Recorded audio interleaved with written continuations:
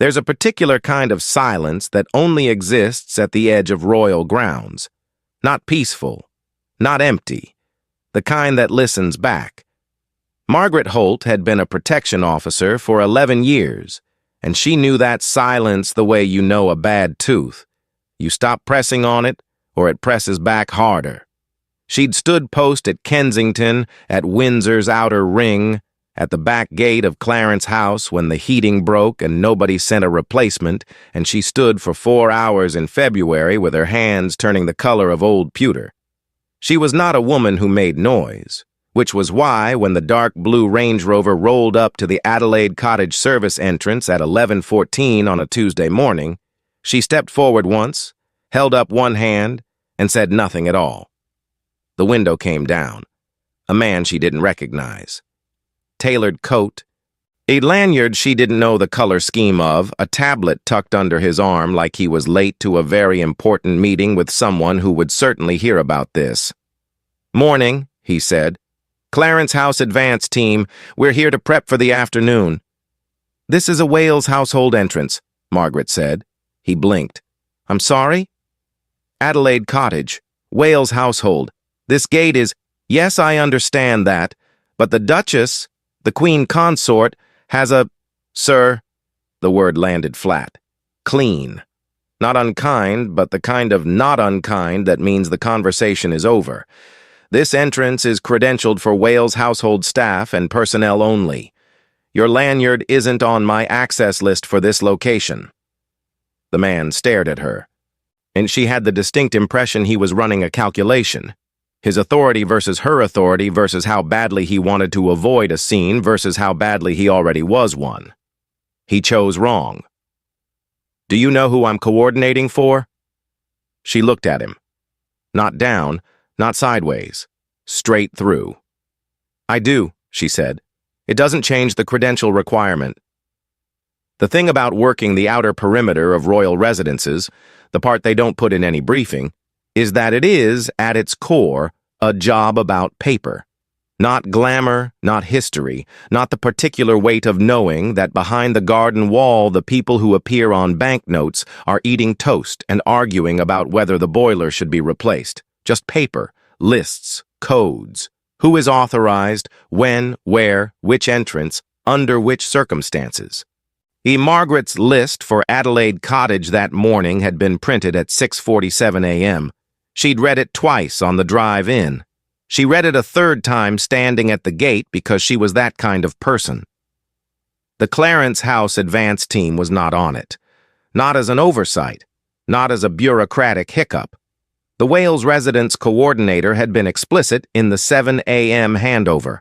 The household is operating under its own protocols today. No cross-household coordination unless specifically credentialed and cleared through us. That was the policy. That was the paper. Margaret believed in paper. The man in the Range Rover had been on the phone for 3 minutes now. She could see him through the windscreen, the tight jaw, the hand moving. At the particular posture of someone explaining to someone else why a thing that should have been simple was turning out to be more complicated. A second car had pulled up behind him, also dark blue, also Range Rover, also a lanyard she didn't recognize. She moved to the second vehicle. Same process, same answer. A woman this time, sharper expression, the look of someone who had personally organized 6 state visits and was not accustomed to standing at a service gate in the November damp. "I was told this was sorted," the woman said. Not rudely, almost sad about it. "Then whoever told you that has incorrect information," Margaret said. "I'm sorry for the confusion." She wasn't particularly sorry, but she wasn't unkind about it either. That was the whole job, really, the space between those two things. Inside the grounds, if she'd been able to see through walls, which she could not, but a person imagines, a Tuesday morning was proceeding in the way that Tuesday mornings proceed in households where small children exist and schedules are aspirational rather than factual. Someone was almost certainly looking for a shoe. Someone was almost certainly being told to eat something they did not want to eat. the particular aristocratic ritual of attempting normalcy in abnormal circumstances. She didn't know what had happened. Didn't need to. Household staff knew roughly as much as their post required, and not one molecule more, if they were sensible. Something had shifted in the calendar. Some coordination that was supposed to happen hadn't. Some assumption had been made by someone in a Clarence House office that the Wales household entrance would simply accommodate, because it usually did, because there was deference built into the architecture of how these two households historically worked. The paper said otherwise. Margaret believed in paper. The man from the first car came back, on foot now, which meant he'd found somewhere to park or his driver had circled, and he was more composed, which sometimes meant more dangerous. "I've spoken with the household coordinator at Clarence House," he said. "She's reaching out to—" "That's fine," Margaret said. "Until I receive updated authorization through the proper channel, I can't open this gate." He looked at her for a long moment. Not the way men look at women when they're deciding whether to push. More the way people look at a rule when they're just realizing for the first time that the rule is real, that it was always real, that the comfortable assumption of flexibility was the thing that wasn't real. "How long does that usually take?" he asked. "The authorization?" "Depends on the channel," she said honestly. He nodded once, went back to his phone. She returned to her post. The silence at the edge of the grounds settled back around her like weather. It listened. She let it. End of part 1. By 11:41, there were 4 vehicles. Margaret counted them without turning her head. It was a skill, like knowing from footsteps alone whether someone was walking toward you with purpose or just walking. 3 dark blue, 1 black. The black one was new, a different department, she guessed. From the different posture of the man who got out of it. He was older, the kind of older that comes with the specific exhaustion of having spent decades managing the gap between how things should work and how they actually do. She felt a small, private kinship with him, did not show it. "Officer Holt," he said, because he'd clearly done 30 seconds of research. "Sir." "David Calloway, Private Secretary's office. I wonder if we might—" "The credential requirement hasn't changed," she said. "I've had no updated authorization through the proper channel." He exhaled. Not with frustration. That was the thing. Just the exhale of a man who had been making phone calls for 20 minutes and had arrived here already knowing the answer, which was still this. "I understand," he said. "I want you to know that this isn't a challenge to your post. There's been a communication breakdown between the households. This should have been sorted hours ago." "I believe that," she said, and she did. She'd seen enough of these mornings to know that when 4 cars show up to a service gate, it's almost never one person's fault, and almost always 6 people's assumption. "The question," Calloway continued, "is whether there's a path forward that doesn't require me to—" He paused, clearly editing, "escalate in a way that will take another hour and a half." Margaret considered this. She was not inflexible. Inflexibility was not the point. The point was that the gate existed for a reason, the credential requirement existed for a reason, and both of those reasons were older and more durable than any individual morning's confusion. "There is a path," she said. "The Wales household coordinator needs to call through directly and grant access for today's visit. That takes approximately 5 minutes if she picks up." Calloway looked at her. Something shifted behind his eyes. Not relief, exactly. More like, "You are a specific kind of person, and I should have led with this." "Can you give me 10 minutes?" he asked. "The gate will be here," she said. "What nobody tells you about these standoffs," and they are standoffs, dressed up in cordial language and professional courtesy, but standoffs nonetheless, is that the person holding the gate is also just standing in the cold, with their radio and their list and the particular awareness of their own body that comes from staying very still while everything around you generates heat.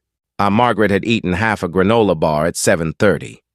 She thought about it briefly, thought about the other half, still in her jacket pocket. Did not eat it. She watched the man from the first car make another phone call. He'd found a rhythm now.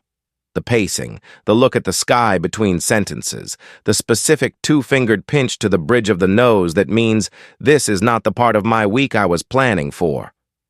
The woman from the second car had gotten back in her vehicle, warmer, smarter. The older driver of the fourth car, black, different department, was reading something on his phone with the practiced serenity of a man who had learned that most crises resolve themselves if you simply do not add energy to them. She approved of that driver. At 11:53, her radio clicked. She pressed receive. A voice she recognized, Thomas Whitfield, Wales household coordinator, who had been in post for 3 years and had the particular organizational precision of someone who had once, as he told it, prevented a diplomatic incident through the correct use of a seating chart. Holt, Thomas here. Sorry for the delay, I've just got off with Calloway's office. Sir. Right, so, here's where we are. A pause. The pause of a man reading from something while also composing a sentence about something else. There was a calendar amendment made yesterday afternoon that wasn't reflected in this morning's access sheet. My oversight before you ask. I should have flagged it at handover. She waited. The Clarence House advance team has authorization for a 1 p.m. prep window, he said. South Garden entrance only. And I'm sending the updated credential codes to your terminal now. Understood, she said. South Garden. Not this entrance? Not this entrance, she confirmed. A beat. Holt, Thomas said. And there was something in his voice, not apology exactly, more like acknowledgement, the kind you give to someone who did exactly what they were supposed to do and was inconvenienced for it. Good work this morning. She clicked off, looked up. Calloway was walking back across the gravel toward her. He'd gotten the same information. She could see it in his gait, not victorious, not relieved, just resolved. The specific walk of a problem that has been corrected to the second best available outcome. South Garden entrance, he said when he reached her. Yes, sir. He stopped, looked at the gate, looked at her. For what it's worth, he said. You were right to hold. She didn't say anything. The granola bar waited patiently in her pocket. He turned and went back to his car. The 4 vehicles redistributed themselves, a 3-point maneuver each, gravel crunching, a small motorcade of rerouting, and the lane emptied. The particular kind of quiet that follows a resolved standoff is different from the silence before one.